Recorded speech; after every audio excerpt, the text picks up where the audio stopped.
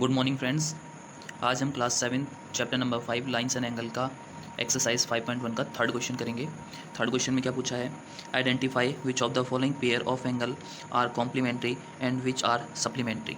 यानी आपने ये जो आपको क्वेश्चंस दिए हुए हैं, पेयर ऑफ एंगल दिए हुए हैं, आपने इनमें से बताना है कि कौन कॉम्प्लीमेंट्री है और कौन सप्लीमेंट्री है। ठीक है, तो ये बहुत ही ईजी क्वेश्चन है। ईजी क्वेश्चन फर्स्ट करते हैं आपका 65 डिग्री कॉमा 115 डिग्री। ठीक है, आपको ये बताना है कि सप्लीमेंट्री है या कॉम्प्लीमेंट्री। ठीक है, अब इनको दोनों को प्लस करके देखते हैं। तो 65 और 115 को अगर हम प्लस करके देखेंगे, इन दोनों एंगलों को अगर प्लस करेंगे तो आपका कितना होगा, 5 और 5 कितना होता है आपका 10, 6 और 1 कितना होता है 7 और 7 और 1 8, कितना है इन दोनों को प्लस करके 180 डिग्री।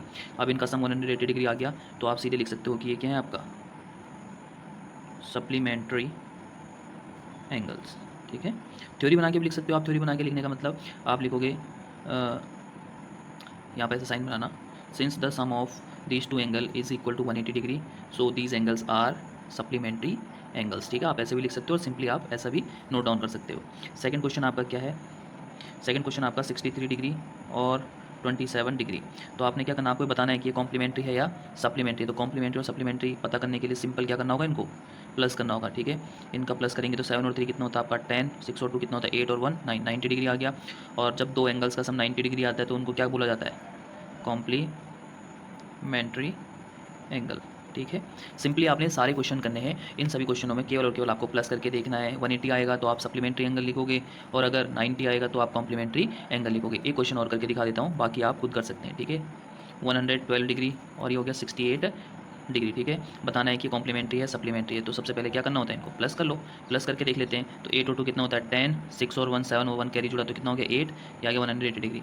180 डिग्री आ गया तो ये क्या हो जाएंगे आपके सप्लीमेंट्री एंगल्स। अब अगला क्वेश्चन है आपका, find the angle which is equal to its complementary. ठीक है, अच्छा क्वेश्चन है।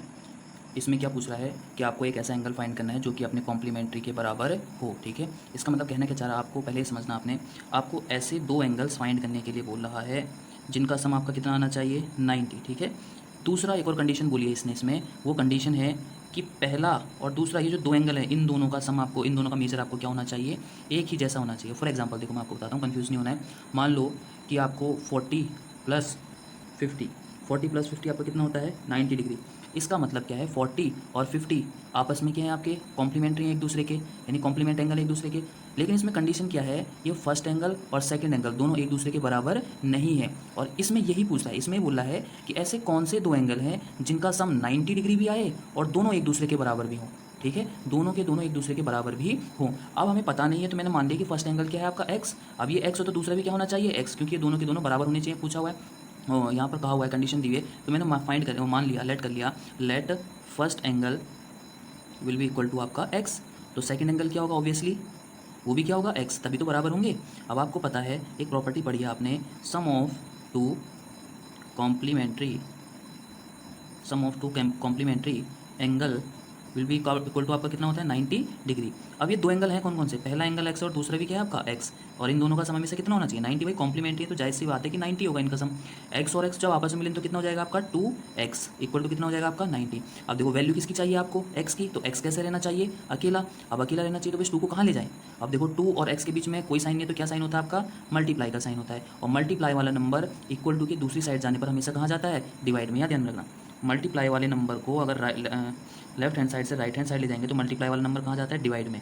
ऐसे ही डिवाइड वाला कहाँ जाएगा, इक्वल टू के उधर मल्टीप्लाई में। ठीक है, तो यहाँ देखो ये मल्टीप्लाई में था तो कहाँ चला गया, डिवाइड में। आप 2 से इसको डिवाइड करेंगे तो कितनी बार जाएगा आपका 45 बार। तो x बराबर कितना आ गया आपका 45, यानी 45 वो मेजरमेंट है जो अगर 45 और 45 को अगर प्लस कर दिया जाए तो वो 90 भी आएंगे, यानी कॉम्प्लीमेंट्री भी बनाएंगे, और साथ में ये एक दूसरे के बराबर भी हैं। और आपसे यही पूछ रहा था कि ऐसा कौन सा एंगल है, ऐसे कौन से दो एंगल हैं जो कॉम्प्लीमेंट्री तो हो ही हो, साथ में एक दूसरे के बराबर भी हो।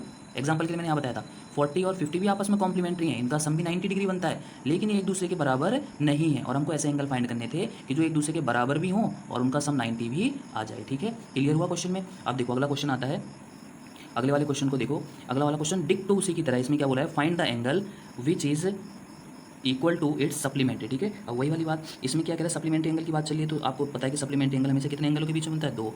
आपको ऐसे दो एंगल लेने हैं जो सप्लीमेंट्री तो हो ही हो, साथ में उन दोनों का मीज़र भी क्या हो, एक ही जैसा। अभी देखो दोबारा से एग्जांपल समझो, मान लो कि 120 और 60, ठीक है। अगर इन दोनों को मैं प्लस करता हूँ तो आपका कितना आता है 180, यानी इसका मतलब है 120 और 60 एक दूसरे के कॉम्प्लीमेंट है, यानी एक दूसरे के सप्लीमेंट्री, सॉरी ठीक है, एक दूसरे के सप्लीमेंट्री एंगल है, ठीक है। अब एक चीज़ ध्यान में रखो, ये सप्लीमेंट्री एंगल तो बना रहे हैं लेकिन ये दोनों एक दूसरे के इक्वल नहीं है। और हमसे पूछा क्या है, ऐसे दो एंगल जो सप्लीमेंट्री एंगल तो हो ही हो, साथ में उनकी वैल्यू भी क्या हो, एक दूसरे के बराबर हो, ठीक है। अब जो हमें पता नहीं है तो मैंने फिर से यहाँ से लेट कर लिया कि ये मान लो ये क्या है, इसका मेजरमेंट x और इसका भी x, ठीक है। अब वही मान लो, देखो लेट कराया हमने कि फर्स्ट एंगल कितना है आपका, फर्स्ट एंगल कितना हो जाएगा आपका x, तो सेकंड ऑब्वियसली कितना होगा आपका, ये भी x होगा, भाई दोनों बराबर होने चाहिए।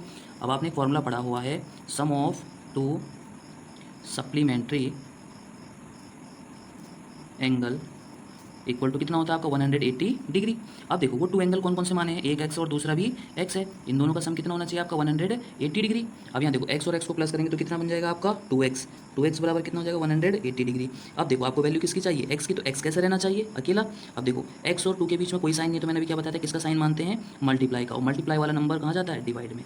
2 से इसको डिवाइड करेंगे तो कितना आ जाएगा आपका 90, तो यानी एक्स की वैल्यू कितनी आ गई 90 डिग्री। एक चीज़ ध्यान में रखना, जिसको डिवाइड करना नहीं आया यहाँ पर वो देखो, जब मैं 2 से 180 को डिवाइड करूँगा तो 90 कैसा है, 2 9 जा 18, ठीक है यहाँ पर, और ये जो जीरो बचा हुआ है ऊपर चढ़ जाएगा, तो आपका कितना आ गया x इज इक्वल टू 90, ठीक है। यानी 2 से 180 को डिवाइड करने पर आपका 90 आएगा। यानी ये वो एंगल हैं जिनको दो बार प्लस करेंगे तो कितना आएगा आपका 180। यानी अगर मैं यहाँ पर क्या लिखता हूँ 90 और इसको भी 90 लिखते तो 90 और 90 कितना हो जाएगा 180, और यानी सप्लीमेंट्री एंगल तो है ही हैं, साथ में एक दूसरे के बराबर भी हैं।